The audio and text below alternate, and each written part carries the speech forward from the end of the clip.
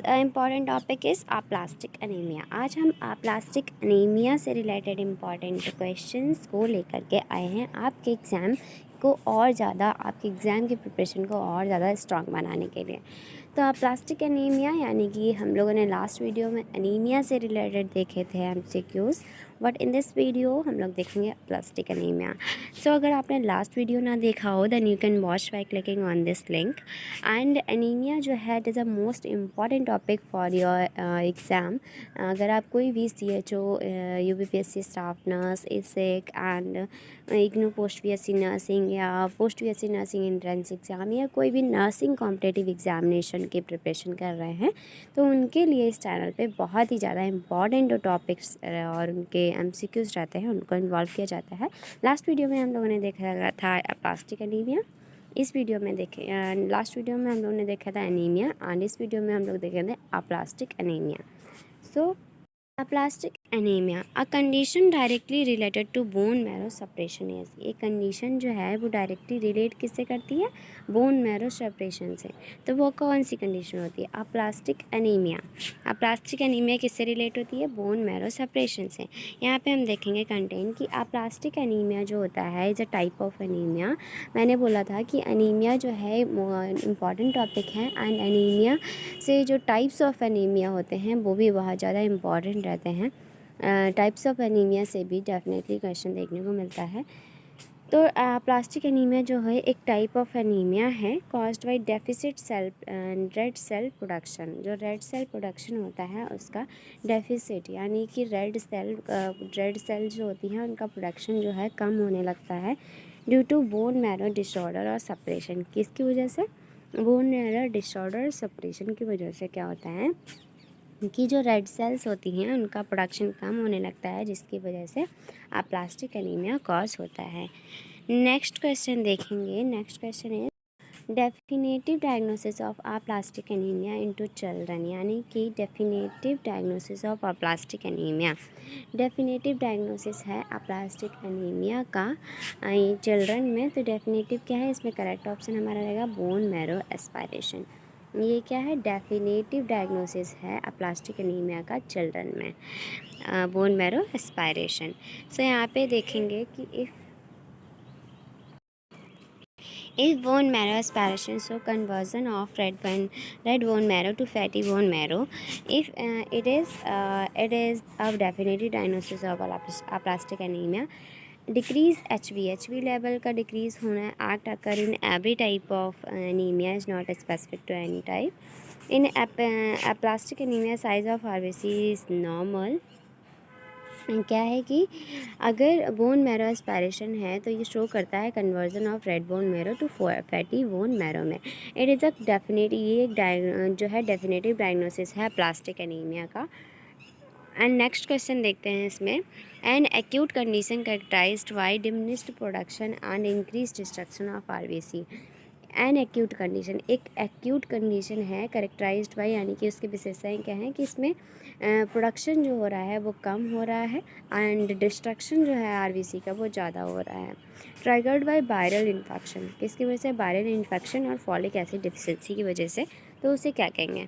तो उसे यानी कि डिस्ट्रक्शन ज़्यादा हो रहा है RBC का एंड प्रोडक्शन कम हो रहा है तो उसे क्या कहेंगे? तो उसे प्लास्टिक क्राइसिस कहते हैं।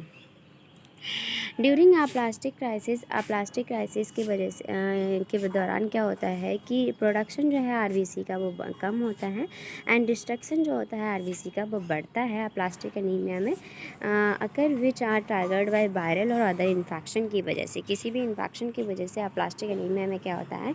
प्रोडक्शन जो है RBC का वो डिक्रीज़ होता है एंड डिस्ट्रक्शन RBC का इंक्रीज़ होता है जिसकी वजह से प्लास्टिक एनीमिया कॉज होता है। नेक्स्ट है Karan has been diagnosed with plastic anaemia. Karan को क्या डायग्नोस हुआ है? Plastic anaemia. So nurse monitor for changes, nurse जो है मॉनिटर करता है चेंजेस के लिए in which of the following physiological function. तो कौन से फिजियोलॉजिकल फंक्शन है यानी कि क्या मॉनिटर करेगी nurse as a nurse patient में क्या मॉनिटर करेगी अगर उसको प्लास्टिक एनीमिया किसी को डायग्नोस हुआ है तो उसमें बाउल फंक्शन मॉनिटर करेगी, पेरिफेरल सेंसेशन मॉनिटर करेगी या ब्लीडिंग टेंडेंसी या इनटेक एंड आउटपुट। तो यस ये एक ब्लीडिंग डिसऑर्डर है, तो इससे ब्लीडिंग टेंडेंसी को जो नर्स है वो ऑब्ज़र्व करेगी किसी भी पेशेंट में अगर उसको अप्लास्टिक एनीमिया है तो।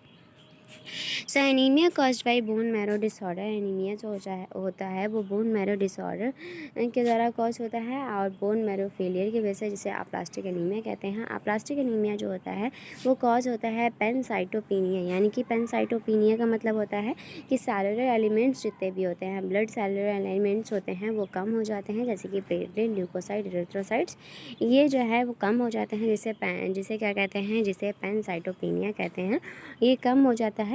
सो डिक्रीज़ नंबर ऑफ़ प्लेटलेट, इसकी वजह से अगर डिक्रीज़ नंबर ऑफ़ प्लेटलेट यानी प्लेटलेट्स का नंबर कम है एंड ब्लीडिंग टेंडेंसी इंक्रीज़ हो रही है, डिक्रीज़ नंबर ऑफ़ डब्ल्यूबीसी का नंबर भी कम हो रहा है, इन्फेक्शन जो है चांसेस बढ़ रहे हैं, जैसे कि ओरल अल्सर, तो ये सब जो है इसकी वजह से जो है एनीमिया कॉज होता है। नेक्स्ट क्वेश्चन पढ़ेंगे। Next question is decrease number of erythrocyte, erythrocyte का नंबर कम होना, इरिथ्रोसाइड्स का नंबर कम होना, ल्यूकोसाइड जैसे कि इरिथ्रोसाइड एंड ल्यूकोसाइड एंड प्लेटलेट, इनका कम होना, नंबर में ये कम होना, ये इंडिकेट करता है कौन सी कंडीशन को? तो इरिथ्रोसाइड, ल्यूकोसाइड, प्लेटलेट कम होंगी तो कौन सी कंडीशन को इंडिकेट करेगा? अप्लास्टिक एनीमिया को, अप्लास्टिक एनीमिया को।